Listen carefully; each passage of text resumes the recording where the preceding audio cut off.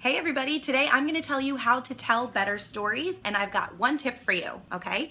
Fill in the blank. I'm the kind of person who, and that blank could be anything. You could be the kind of person who is an incredibly loyal friend, or the kind of person who will try anything once, or the kind of person who will do anything to grow their business, okay? So think about, what kind of person are you? What have people told you in the past, or what do you just know about yourself instinctively that you are that kind of person, right?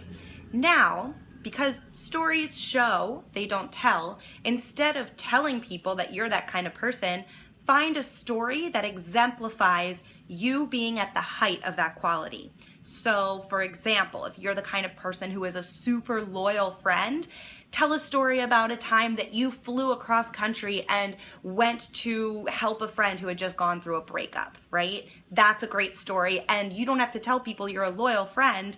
You just told that story and that shows it. So I'm gonna tell you a story about me, and then you try to figure out what kind of person I am based on that story.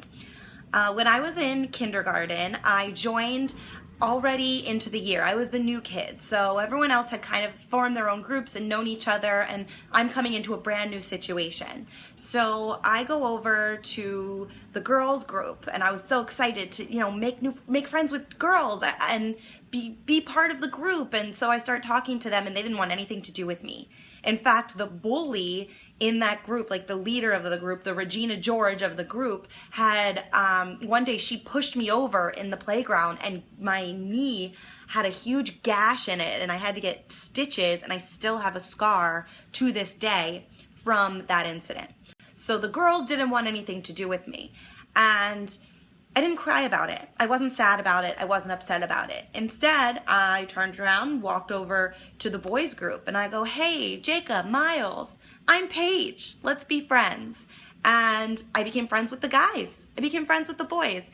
I didn't let that girls group get me down, and not being part of a group get me down.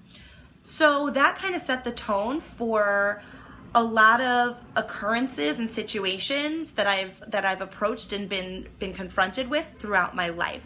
So when I was in college, instead of joining a sorority, I joined a hip hop dance team. That sang to my heart, was being on a hip hop dance team.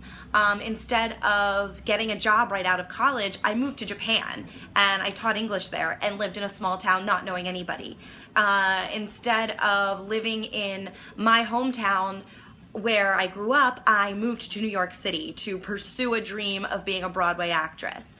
Instead of getting a 9-to-5 job and sitting in a cubicle, I started my own company. So these are examples of stories that I have that really show the kind of person that I am. And did you guess kind of what kind of person I am? I'm independent. I'm very independent. I've always been very independent, and I think it all started kind of from that one incident in kindergarten.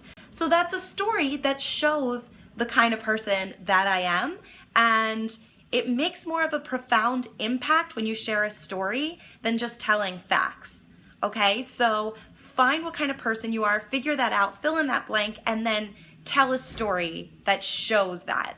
And share your stories with me. Let me know how it goes. I can't wait to hear from you.